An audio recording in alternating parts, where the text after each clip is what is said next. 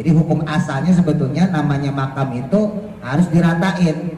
Nah, makam itu boleh dikasih gundukan dengan catatan ya diantaranya adalah makam berada di tanah yang sulit dijangkau atau sulit ditemukan. Terus yang kedua ada kemungkinan longsor ya, yang mana tanahnya makin ke bawah makin habis dia. Terus ada lagi yang ketiga rawan dengan hewan buas. Misal di sekitar pemakaman ada hutan yang di situ kadang suka datang hewan-hewan buas ya, misalnya ular, macan, monyet dan sebagainya. Atau ada hewan tidak buas tapi liar dekat tanah tersebut buat ngegembala kambing, buat ngegembala sapi, takutnya dikeruk-keruk. Nah, itu juga. Jadi ada hal yang diperbolehkan untuk dibuat gundukan. Nah, terus yang ketiga diperbolehkan juga membangun. Nah, ini yang terjadi pada makam-makam para wali, ulama, kiai, habaib. Tujuannya apa? Untuk menghindari tangan-tangan jahil, tangan-tangan iseng, ya khususnya dalam dunia perdukunan. Ya. Kan ada soalnya orang yang ngambil jimat lewat tanah kuburan. Nah sekarang kalau satu kampung dukun semua, habis tanah kuburannya kiai gitu. Nah, gitu, makanya diperbolehkan dibikin kijing langsung dibata dibangun. Tapi kalau kita maaf punya keluarga orang soleh bukan, kiai bukan, siapa yang bukan nyolong tanahnya, ya kan? Ya udah gak usah dibangun. Dalam kitab I'anatul Talibin, syarahnya kitab Fathul Mu'in, kalau tanah sendiri hukumnya makruh. Tapi kalau itu tanahnya tanah wakaf, berarti kan semua orang punya hak untuk dikubur di situ, hukumnya haram. Jadi walaupun gak ada apa-apain ya. Nah, imamah ini ada 3 cara pakai. Yang pertama, gunakan seperti para habaib, diputer-puter ya. Nah, terus yang kedua model kayak gini, diselempangin doang. Nah, ada yang 3 juga, ya ini hanya ditarik gitu. Intinya begitulah ya. Nah, untuk pemakaian azbah nih, boleh langsung begini. Jadi ditaruh di dua-duanya. Tapi kalau bentuknya burdah atau rida, berarti dikotakin. Ya, diselempangkan boleh. Ulama-ulama fikih lebih sering mengambil di kanan. Alasannya apa? Mengutamakan bagian kanan. Sedangkan ulama-ulama tasawuf, ulama hakikat naruhnya di kiri. Kenapa? Untuk menutupi kolbu. Kolbu kita rusak, jelek, malu, tutupin pakai sorban. Gitu. Yang nggak ada tuh yang begini. Nah, ini nggak ada, ini soneta ini. Roma Irama. Nggak ada kayak gitu. Nah.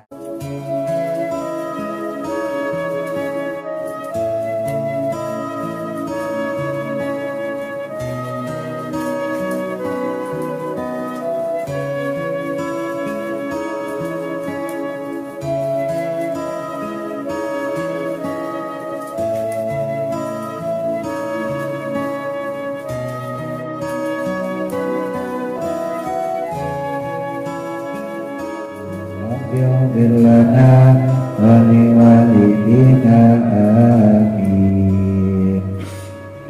Lanjutkan kembali masih pada bab kesunahan pada sholat Jumat. Kemarin terakhir yaitu sunnah untuk berhias ya, menggunakan pakaian yang bagus dan yang paling afdol adalah yang berwarna putih. Bismillahirrahmanirrahim. Qala musannifu rahimahullahu ta'ala wa nafa'ana bihi wa bi barakati ulumihi fi daraini amin. Wa tasmidu ardin. Selanjutnya makruh untuk memupuk tanah binajasin dengan sesuatu yang najis. Tapi tanah tersebut sekalipun dipupuk dengan yang najis tidak membuat tanaman yang tumbuh di atasnya menjadi haram, enggak ya Pak ya. Walaupun itu makruh tapi status tanamannya halal. Laqtina'ul kalbin. Dan juga tidak halal atau tidak boleh memelihara anjing illa kecuali lisoidin untuk berburu, au hifzi malin atau menjaga harta. Boleh miara anjing, tapi dengan syarat tujuannya untuk berburu atau untuk menjaga harta kita. Jadi kalau melihara anjing cuman buat hiasan, buat senang-senangan, buat hobi, buat kita orang Islam nggak boleh. Ya. Wa yukrahu, dan dimakruhkan, walau li imro'atin, walaupun bagi perempuan, tazyinun ghairil ka'bati, yaitu menghiasi selain daripada Ka'bah. Ya, kalau Ka'bah boleh dihias walaupun oleh perempuan. Makanya kemarin tuh pas tanggal 1 Syuro pergantian kiswah ya, itu diantaranya yang bawa kiswah Ka'bah itu perempuan. Ya, jadi nggak laki semua, yang ada perempuannya juga. Ya, cuman pakai cadar nggak kelihatan ya, dibawain sama pegawai-pegawai Masjidil Haram. Nah, tapi ada larangan untuk menghiasi kamas hadis solihin, seperti masyhad, atau di sini maksudnya makam ya, makamnya orang yang soleh, bi ghairi haririn, dengan tanpa sutra, wa yahrumu, bahkan tetapinya haram, bihi, jika dengan menggunakan sutra. Ya. Kalau ditutup sama kelambu doang itu boleh. Nanti insya Allah ada pembahasan di Fathul Mu'in tentang masalah makam ya. Ini hanya dijelasin karena ada hubungannya saja dengan sutra yang kemarin kita bahas ya. Jadi kalau laki-laki itu kan diharamkan untuk memakai pakaian yang terbuat dari sutra, murni ya, full 100%. Tapi kalau hanya ornamen-ornamen tertentu, variasi-variasi tertentu, seperti kemarin saya contohkan, Nabi dikasih gamis dari Raja Kisra, Raja Persia. Nah, itu ada variasi sutranya. Ya, jadi di kerahnya ada variasi bahan sutra, terus pergelangan tangan juga ada variasi bahan sutranya, terus bordiran lah kalau bahasa kita ya, tengahnya itu juga yang sutra. Karena Nabi itu kan public figure Bapak Ibu ya. Sesekali itu Nabi itu kalau ketemu orang Arab Baduy itu saking ngefansnya sama Kanjeng Nabi, nggak pernah ketemu Nabi. Itu kalau ketemu Nabi main ditarik aja sorbannya, dipeluk, dicium tuh Nabi itu. Ya.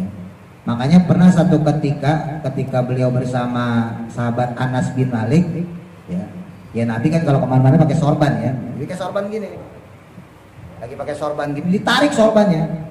Nah, sampai berbekas karena baju Nabi kan kasar ya, saking sederhananya Nabi ya, kerahnya ini sampai menggores bagian lehernya Nabi.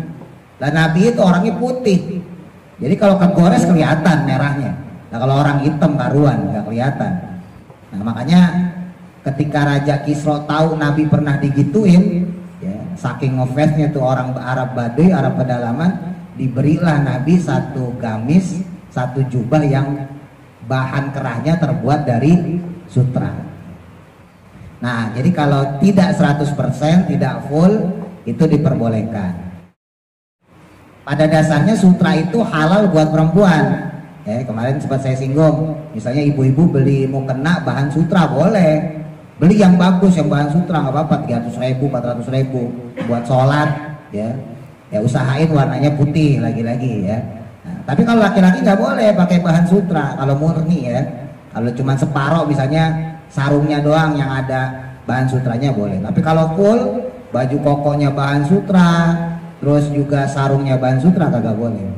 Nah, jadi kalau buat laki-laki haram, kalau buat perempuan halal ya. Nah, tapi kalau buat menghias makam nggak boleh, baik laki-laki maupun perempuan. Jadi andai kata Bapak Ibu yang senang ziarah ya, kemana-mana ke makam wali segala macam, nah itu hiasannya bukan sutra, kain biasa aja. Nah ini saya singgung sedikit biar kagak gagal paham ya. Pada dasarnya makam itu nggak boleh dibangun ya, pada hukum asal. Insya Allah nanti kita bahas lagi di masalah bab makam. Tapi karena bab makam ini masih jauh banget ya, takutnya Bapak Ibu keburu meninggal duluan. Nah, saya punya utang takutnya. Nah, ini karena ngebahas makam soalnya. Jadi aslinya secara dasar makam itu nggak boleh dibangun. Jadi kalau diantara saudara-saudara kita makamin dengan rata, ya itu yang benar memang. Ya, jadi bukan dikasih gundukan. Aslinya seperti itu. Boleh dikasih gundukan dengan beberapa catatan. boleh dibangun di Batak dengan juga beberapa catatan. Jadi biar Bapak Ibu nggak salah tanggap gitu. Jadi hukum asalnya sebetulnya namanya makam itu harus diratain. Perkara antar dikasih patok buat penanda itu terserah, nggak ada keharaman ya. Nah, makam itu boleh dikasih gundukan dengan catatan ya, diantaranya adalah makam berada di tanah yang sulit dijangkau atau sulit ditemukan ya. Atau misalnya berada di padang yang luas, di tanah lapang yang luas, itu diperbolehkan ya. Jadi nggak sembarangan kalau seandainya kita untuk bikin gundukan makam.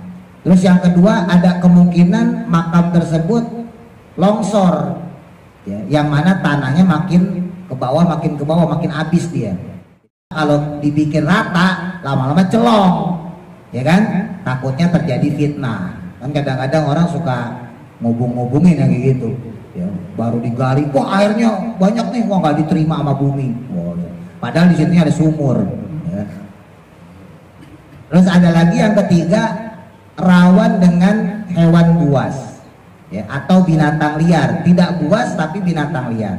Misal di sekitar pemakaman ada hutan yang di situ kadang suka datang hewan-hewan buas ya, misalnya ular, macan, monyet dan sebagainya. Yang dikhawatirkan nanti merusak ya. Kalau datar disangkanya tanah biasa, dikerok sama dia. Atau ada hewan tidak buas tapi liar, misalnya kambing, dekat tanah tersebut buat ngegembala kambing, buat ngegembala sapi, takutnya dikeruk-keruk. Nah itu juga, jadi ada hal yang diperbolehkan untuk dibuat gundukan. Jadi biar Bapak Ibu paham dulu ya. Nah, jadi pada dasarnya nggak boleh dibikin gundukan ya. Jadi saudara-saudara kita yang ngelurus ya benar itu, selama tidak ada hajat. Tapi kalau ada hajat kayak tadi, maka diperbolehkan. Nah, terus yang ketiga, diperbolehkan juga membangun. Nah, ini yang terjadi pada makam-makam para wali, ya, orang-orang soleh, ulama, kiai, habaib. Tujuannya apa? Untuk menghindari dari tangan-tangan jahil, tangan-tangan iseng, ya khususnya dalam dunia perdukunan. Ya. Kan ada soalnya orang yang ngambil jimat lewat tanah kuburan. Nah sekarang kalau satu kampung dukun semua, habis tanah kuburannya kiai gitu. Nah, gitu, makanya langsung diperbolehkan dibikin kijing, langsung dibata, dibangun. Tapi kalau kita maaf punya keluarga orang soleh bukan, kiai bukan, tinggal gitu loh ya. Siapa yang bukan nyolong tanahnya ya kan? Ya udah gak usah dibangun. Ya. Karena hukumnya memang asalnya nggak seperti itu. Bahkan dalam kitab I'anatul Talibin, syarahnya kitab Fathul Mu'in, diharamkan kalau orang ngebangun yang mana tanah kuburan itu tanah wakaf. Ya, kalau tanah sendiri hukumnya makruh. Ya, tanah sendiri gundukin ya, dibangun tuh, dikasih bata, hukumnya makruh. Tapi kalau itu tanahnya tanah wakaf, berarti kan semua orang punya hak untuk dikubur di situ. Hukumnya haram. Ya, paham ya? Ini sedikit aja saya sambungin. Nanti penjelasannya lebih detail di masalah makam. Nah, kembali lagi. Jadi kalau andai kata ada kuburannya wali, ulama di kita ziarah ya, lah kok ditutupin sama tirai, kok ditutupin sama kelambu? Memang tujuannya bukan menghormati, menghiasi, sebetulnya bukan. Menghindari tangan-tangan jahil ya, takut ada orang-orang yang separuh musyrik lah, separuh perdukunan lah ya, dielapin lah ke batu nisannya, diapain lah segala macam, nggak boleh. Nah, untuk menghindari itu maka kadang-kadang dibeton, kadang-kadang ditutupin dinding, kadang-kadang dikasih tirai. Tapi itu pun tetap nggak boleh menggunakan bahan sutra ya, tetap juga tidak diperbolehkan menggunakan bahan sutra. Detik.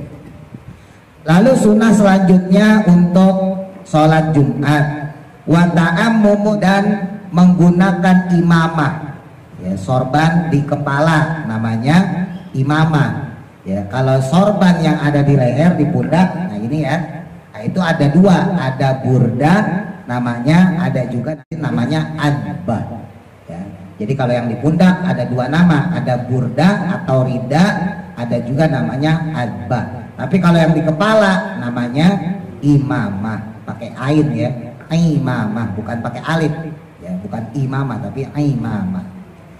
Sunnah pakai imamah di kepala ya, pakai sorban di kepala, li khobarin karena adanya hadis innallaha sesungguhnya Allah wa malaikatahu dan malaikat-malaikatnya Allah itu yusalluna mendoakan ala ashabil ini kepada orang yang memakai sorban di kepala, memakai imamah yaumal jum'ati di hari Jumat.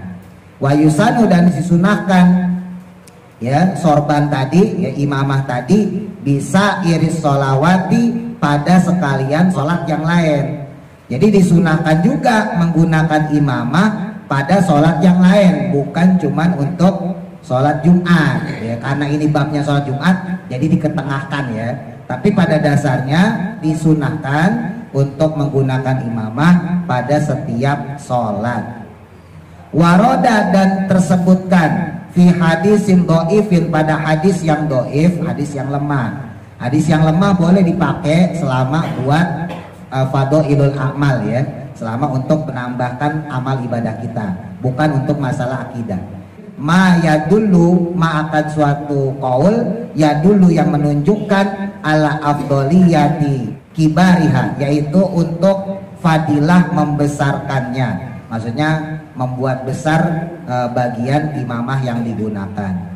Wayang bagi, tapi seyogianya. Nah, himbauan dari kitab Fathul Mu'in yaitu dobututuliha, untuk mengatur panjangnya sorban tadi, imamah tadi, wa ardiha dan juga lebarnya.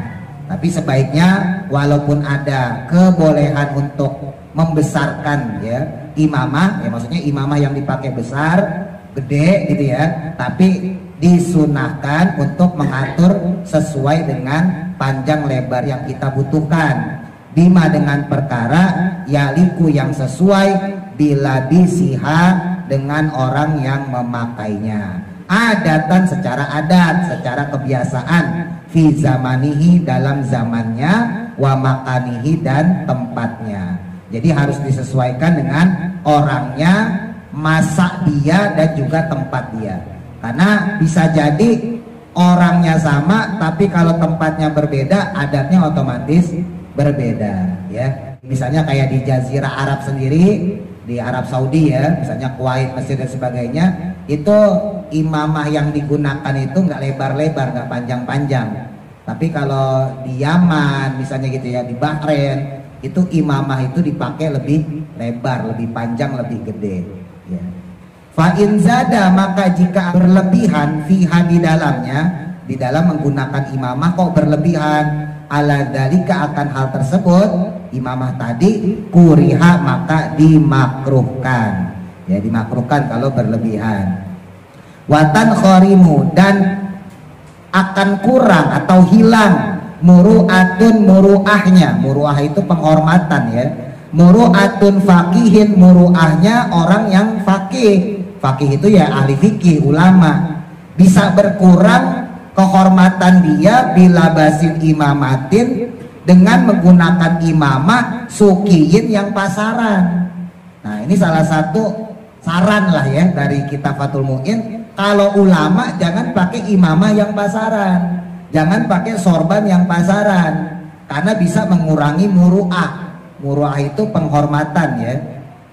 La taliku, yang mana tidak sesuai bihi dengannya, wa aksihi dan sebaliknya. Tuh. Kalau untuk ulama, untuk kiai, untuk habib misalnya gitu ya, karena dia tokoh, maka jangan sampai menggunakan imamah atau sorban yang pasaran. Jadi usahakan yang lebih bagus. Qala berkata Al-Hufaz, Imam Al-Hufaz, lam yataharrar, tidak tampak ya syai'un sesuatu pun ya sedikit pun fituli imamatihi dalam penjelasan panjangnya imamahnya Kanjeng Nabi Muhammad Sallallahu Alaihi Wasallam, wa ardiha dan lebarnya imamah beliau. Nah jadi menurut beliau nggak ada keterangan pasti tentang berapa sih lebarnya, panjangnya imamah dan sorbannya Nabi ya. Qala asy-syaikhani, berkata dua guru kita yaitu Imam Rafi'i dan Imam Nawawi, man siapa orang ta'ammama yang memakai imamah, falahu maka boleh baginya fi'lul azbah, memakai azbah, yang memakai imamah diikat ini tadi ya yang saya sampaikan, sorban ya, sorban yang ada di pundak, watarkuha dan juga boleh meninggalkannya. Boleh pakai imamah, pakai sorban, boleh pakai imamah doang, tidak bersorban ya, jadi sama-sama sunnah. Wala karohatun, dan tidak ada kemakruhan fi wahidin, dalam salah satu minhuma dari keduanya. Zada menambahkan An-Nawawi, Imam An-Nawawi, di anahu karena sesungguhnya yang demikian, lam yasihu tidak ada dalil yang soheh, tidak ada dasar yang soheh finahi dalam larangan antarkil azbati untuk meninggalkan azbah ya, atau tidak menggunakan azbah syai'un sedikit pun intaha. Lakin tetapinya qad waroda telah ada riwayat fil azbati tentang azbah atau tentang burdah atau rida ya, sorban yang ada di pundak, ahadisun berbagai hadis, sohihatun yang soheh ya, jadi banyak hadis-hadis yang menerangkan tentang kesunahan bersorban menggunakan burdah atau rida atau azbah tadi ya. Wa hasanatun, dan juga hadis-hadis yang derajatnya hasan ya, banyak derajat hadis yang sahih, banyak pula hadis yang hasan yang bagus ya, di bawahnya lagi baru dhaif. Wa qad sarahu, dan telah menerangkan di anna aslaha, bahwa sesungguhnya hukum asalnya, hukum asal menggunakan sorban tadi itu sunnatun, hukumnya sunnah. Qala berkata syaihuna, guru kita ya, maksudnya adalah Imam Ibnu Hajar Al-Haytami. Wa irsaluha, dan adapun menyelempangkannya, menyelempangkan azbah tadi ya, burdah atau rida sorban tadi, bainal katifaini, antara kedua pundak, itu afdolu, lebih afdol, minhu darinya, alal aimani, daripada pundak kanan doang, wala asla, dan juga tidak berdasar fi ikhtiyari irsaliha, dalam menyelempangkannya, alal aisiri, pada pundak yang kiri. Wa aqalu, dan paling sedikitnya ma waroda, dari apa yang diriwayatkan ya, maksudnya untuk azbah tadi ya, fituliha, dalam panjangnya azbah atau sorban tadi, itu arbatu asobi'a, adalah 4 jari. Wa aksaruhu, sedangkan paling panjangnya atau lebarnya itu ziro'un, adalah 1 ziro. 1 ziro itu kalau pakai madhab syafi'i panjangnya yaitu 61 cm. Paling kecil Hanafi yaitu 40 cm. Ini saya jelasin dulu biar Bapak Ibu nggak bingung ya. Jadi imamah itu pun sebetulnya ada penggunaan yang bermacam-macam. Kalau orang Jawa bilang udeng-udeng ya, imamah itu udeng-udeng. Nah, ada yang biasa digunakan misalnya seperti para habaib ya, di uwal-uwal gitu ya. Nah, itu pun tadi disampaikan dalam kitab Fathul Mu'in, nanti dikembalikan kepada adat ya, kepada adat. Jadi ada imamah, ada burdah, ada rida ya, burdah itu rida ya, atau azbah. Ini sengaja saya jarang pakai sorban model begini ya. Bapak Ibu yang merhatiin saya jarang banget. Ya tadi itu karena orang fakih itu nggak boleh pakai sorban sembarangan. Alhamdulillahnya di Indonesia itu sorban itu nggak jadi umum ya. Ya jadinya kalau orang pakai sorban udah ketahuan ustadz aja misalnya gitu ya. Nah jadi sebetulnya kalau bicara dari hukum asalnya ya sunnah pakai sorban itu, nggak harus ustadz, orang awam pun sunnah, cuman di Indonesia itu nggak umum ya, orang biasa pakai baju koko aja. Nah makanya ada himbauan dari kitab Fathul Mu'in, kalau bisa untuk ulama ya, untuk orang-orang fakih gunakan sorban yang tidak pasaran. Nah ini sengaja saya pakai yang pasaran aja, barangkali di antara bapak-bapak nih ya ada yang mau ikutan kali ya, kali mau jadi ustadz gitu kan. Jadi ada imamah itu yang digunakan di kepala ya, ada burdah atau rida atau azbah ya. Jadi yang di pundak itu ada 3 nama ya, bisa disebut azbah, bisa disebut rida, bisa disebut burdah, intinya sama di pundak. Tapi kalau yang di kepala itu namanya imamah. Ada yang model di udeng-udeng ya, yang kayak habaib. Kalau itu nggak bisa pakai ini. Nah, ini saya pakai yang gampangnya aja. Nah, biasanya dibentukin segitiga. Ya, ini kan kotak nih. Ya, aslinya kotak ya. Nah, dibentukin segitiga. Nah, jadi bagian tengahnya ada di belakang. Ya udah gini aja. Nah, ini imamah udah. Jadi walaupun nggak diikat, ini sudah imamah namanya. Jadi walaupun nggak ada apa-apain ya. Nah, imamah ini ada 3 cara pakai. Ya, tadi yang pertama ya digunakan seperti para habaib, diputer-puter ya. Nah, terus yang kedua model kayak gini, selempangin doang. Nah, ada yang model ketiga juga, ya ini yang sering dipakai sama Nabi. Ya, ini perhatikan, saya juga rada lupa dulu kasih tahu guru saya. Jadi ini samain, ratain ya. Terus yang bagian ini dilipat, di bagian yang depan dilipat 1, 2. Ya, bagian kanan kirinya dilipat. Boleh 3 juga boleh. 3 kali. Lalu diselempangkan. Ini diselempangkan ke sini. Nah, ini diselempangkan ke sini. Ya, kurang lebih begitulah ya. Nah, ini bagian tengahnya itu ditarik gitu. Intinya begitulah ya. Jadi ada 3 model cara pemakaian imamah. Ketiga-tiganya sunnah. Nah, untuk pemakaian azbah nih, untuk sorban selendang. Ini tadi nih, ya segitiga. Boleh langsung begini. Nah, ini juga sunnah, ini udah selendang nih. Ya, boleh seperti ini. Jadi ditaruh di dua-duanya. Nah, kalau bentuk azbah, kalau bentuknya azbah, boleh ditaruh diselempangkan, tapi nggak ada kesunahan naruh di kanan atau menaruh di kiri, karena ini azbah. Tapi kalau bentuknya burdah atau rida, berarti dikotakin, ya, dikotakin. Nah, kalau dibikin kotak, maka nanti diperbolehkan seperti azbah, diselempang. Ya, diselempangkan boleh, ditaruh kanan boleh, ditaruh kiri boleh. Nah, ini burdah atau rida, bisa bedain ya. Tapi kalau bentuknya azbah tadi nggak ada kesunahan meletakkan di kanan atau di kiri, jadi di tengah ya, atau digunakan menjadi imamah ya. Tapi kalau dipakai untuk burdah ya atau rida, maka diperbolehkan dikalungkan, boleh di kanan, boleh di kiri. Ulama-ulama fikih lebih sering mengambil di kanan. Alasannya apa? Taqdimul yumna, mengutamakan bagian kanan. Biasanya ciri ulama fikih ditaruh di kanan. Sedangkan ulama-ulama tasawuf, ulama hakikat naruhnya di kiri. Kenapa? Untuk menutupi kolbu. Kolbu kita rusak, jelek, malu, tutupin pakai sorban. Gitu. Berhubung saya banyak belajar sama guru-guru saya yang tasawuf, saya pakai sorbannya di kiri. Jadi kalau bapak-bapak pengennya di kanan ya silahkan. Ya, jadi semuanya ada dasar ya. Mau diselempangin gini boleh selama bukan azbah tadi ya, burda atau rida diselempangin gini boleh, di sebelah kanan boleh, di sebelah kiri juga boleh. Yang nggak ada tuh yang begini. Nah, ini nggak ada, ini soneta ini, Roma Irama, nggak ada kayak gitu. Nah, jadi biar paham ya, jadi ada dasarnya semuanya. Nanti kalau ditanya di mana di Kitabatul Mu'il dijelasin. Saya lanjutkan. Qala berkata Ibnul Hajj.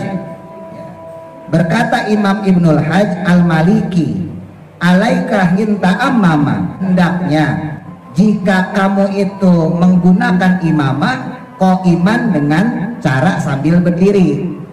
Jadi sunnah juga menggunakan imamah udeng-udeng dengan sambil berdiri. Wa tatasarwala, dan memakai celana qaidan dengan duduk. Nah, ini agak jarang nih. Ya, kalau pakai imamah disunahkan berdiri, tapi kalau pakai celana disunahkan duduk. Jarang ya, kita kalau celana main berdiri aja. Sebetulnya pakai celana itu sunahnya duduk. Ya, sebetulnya juga pakai celana duduk tuh ada fungsinya, Pak. Dari sisi medis itu saya baca itu orang yang pakai celana sambil duduk itu darahnya mengalir dengan stabil. Ya, karena di celana itu kan kadang ada karetnya, ada iketan di perut ya. Ketika orang sambil berdiri, maka darah di kakinya berhenti. Beda sama orang duduk, emang agak ribet cuman. Tapi kalau kita duduk terus kita pakai celana gitu ya, maka seandainya pas kita masukin ini karet yang ada di perut, atau misalnya bapak-bapak yang pakai gesper atau pakai celana biasa, itu nggak menahan perut, darahnya nggak berhenti. Jadi untungnya di situ kalau secara medis. Kalau orang pakai celana sambil duduk, ya, jadi keuntungan yang pertama, darahnya tidak terhenti dengan karet celana. Bagian pinggang lah ya, kalau pakai gesper ya gesper, nggak terhenti. Tapi kalau berdiri itu darah kan lagi ngalir tuh, terus bapak pakai celana, berhenti langsung tuh. Nah itu yang sering bikin orang kesemutan, kakinya langsung berhenti darahnya karena ada gentakan dari perut. Gitu kalau secara medis. Jadi saya juga dulu bingung kok ada kesunahan kayak gitu. Oh ternyata benar. Dan gak sedikit dokter-dokter itu make polanya yang seperti itu. Dia nggak tahu kalau itu bersumber dari sunahnya Nabi. Terus yang kedua, keuntungan pakai celana sambil duduk kagak jatuh. Ya kalau berdiri keserimpet lagi buru-buru, pengen kondangan ya kan, buru-buru pakai celana jatuh keserimpet. Tapi kalau duduk kagak, ya kan? Sunahannya seperti itu. Kalau imamah itu disunahkan berdiri, kalau pakai celana disunahkan sambil duduk. Makanya dulu pernah saya sampaikan ya, kayak wali-wali, ya, wali-wali kita itu ngajarin kita pakai peci, pakai belangkon zaman dulu. Ya seperti ini misalnya gitu. Dulu kiai saya bilang, ini sih saya juga masih menelusuri kebenarannya. Ya. Sebetulnya belangkon Jawa itu yang khusus orang Islam ya, itu nggak ada ininya. Apa sih namanya tuh? Kan ada yang ada ininya nih. Kalau ini kan belangkon saya nggak ada nih. Jadi sebetulnya belangkon dari Sunan Kalijogo yang dikasih, yang diajarin ke khususnya kita orang-orang Islam di Pulau Jawa itu nggak ada yang pakai ginian. Nah, kenapa timbul yang ada ginian? Itu beliau pengen bedain antara yang orang sudah masuk Islam dengan yang masih Hindu Buddha. Jadi sebetulnya begitu. Dulu cerita kiai saya, cuman kebenarannya sampai sekarang juga saya masih cari ya, karena sulit untuk mencari data-data kayak gitu. Tapi dulu kiai saya bilang gitu. Jadi untuk menandakan mana yang sudah masuk Islam, mana yang belum, bisa dilihat dari belangkonnya. Kalau belangkonnya ini di jidatnya nggak ketutup, maka dia orang udah masuk Islam. Tapi kalau iketan palanya tadi ya, kayak ibarat apa namanya, pakai sorban nih, ujungnya ini kan ujungnya masih di sini nih. Nah, gini kan? Nah, masih di sini. Nah, maka dia belum masuk Islam. Berarti kalau nggak Hindu, Buddha ya ateis orang zaman dulu begitu. Jadi untuk menandakannya para wali itu ngelihat dari belangkonnya. Kalau belangkonnya masih madep begini, oh berarti dia belum masuk Islam. Tapi kalau jidatnya udah kebuka, berarti dia masuk Islam. Kenapa jidatnya kebuka? Karena dipakai buat sholat. Nah zaman dulu belum ada peci, bapak ibu, belum pakai kopiah, ya kan, pakai belangkon. Kalau ini ada tahanannya, ada tutupannya di sini. Nah berarti kalau sujud nggak dasar, nggak mungkin didiemin sama para wali, kan logikanya begitu. Nah makanya saya pikir benar juga sih, masuk akal. Cuman saya nyari datanya sampai sekarang belum ketemu.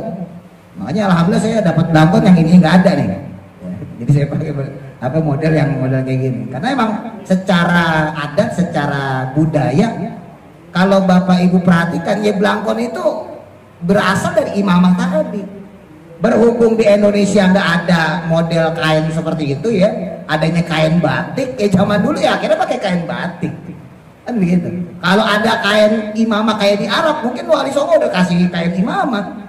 Berhubung di Indonesia nggak ada, adanya kain batik, ya udah dipakai kain batik, jarik segala macam dipakai buat penutup kepala. Yang penting penutup kepalanya dipakai. Nah orang zaman dulu tuh kan lucu, badan mah kagak pakai baju, tapi kepala ditutupin. Orang zaman dulu tuh begitu. Nah itu ajaran dari siapa? Ajaran Wali Songo. Tapi sebetulnya harus pakai baju. Cuman kan orang zaman dulu bajunya susah. Ya nggak kayak sekarang orang pada punya baju semua. Gitu. Nah, jadi balik lagi ya. Jadi kesunahan imamah itu sampai segitunya diajarin sama Nabi. Tapi ya kalau kitanya bukan orang alim, kitanya orang biasa aja nggak usah. Ya, karena ada juga kemakruhan. Ya dalam kitab Ta'limul Muta'alim dan kitab Al-Majalisus Saniyah disebutin makruh buat orang yang tidak alim menampakkan diri seperti orang alim.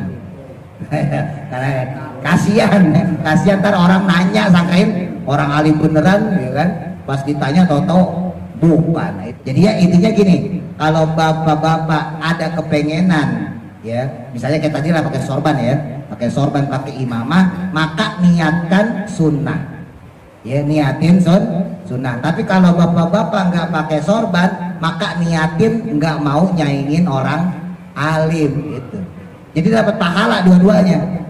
Karena pernah kejadian Imam Haromen ini suatu ketika beliau tawaf di Ka'bah, ya tawaf umroh, tawaf di Ka'bah. Namanya tawaf kan pakaiannya ihram. Kita nggak bisa bedain ini ulama apa bukan.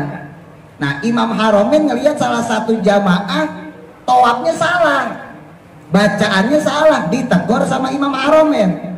Ini imam bukan sembarangan. Imam besar saat itu, ahli Quran, ahli hadis, ahli fikih.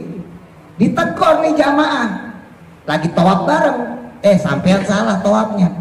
Ini jamaah nggak terima bapak ibu. Sok tahu kamu, siapa kamu?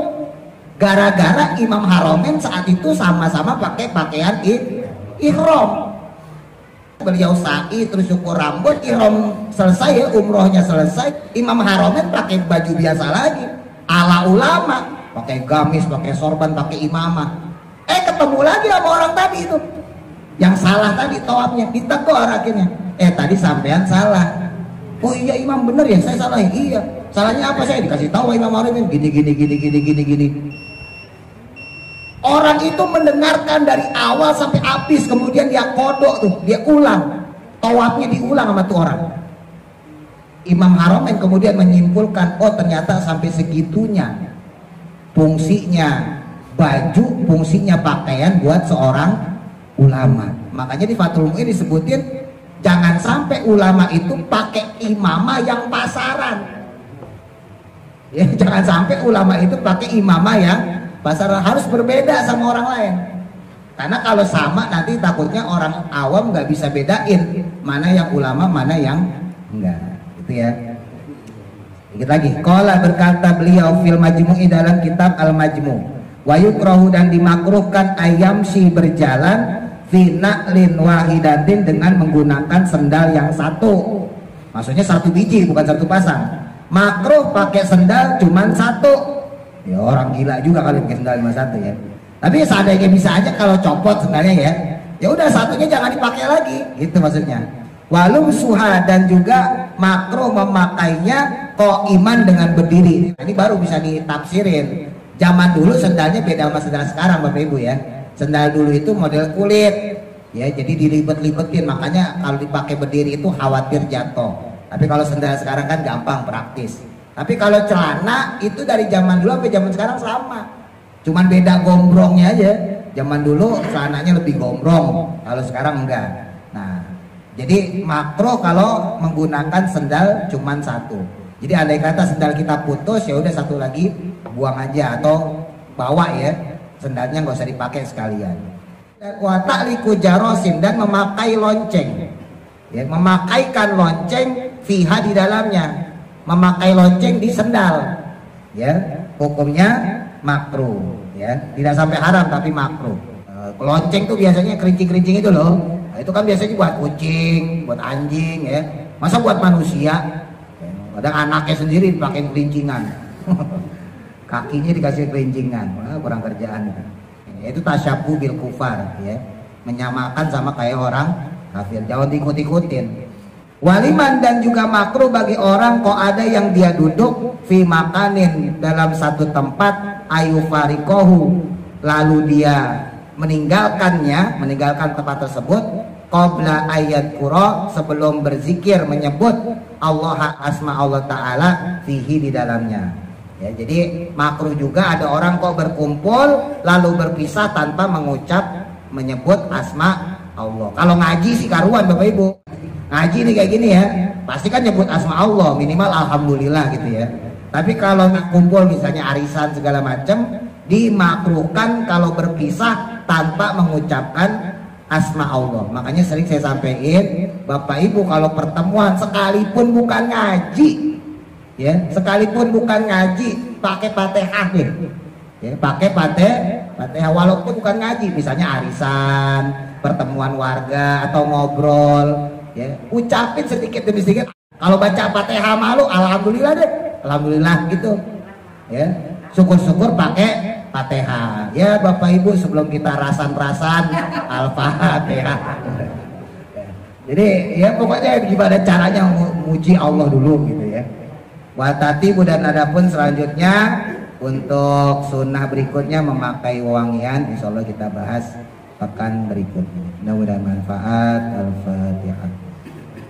A'udzu billahi minasy syaithanir rajim. Bismillahirrahmanirrahim. Alhamdulillah.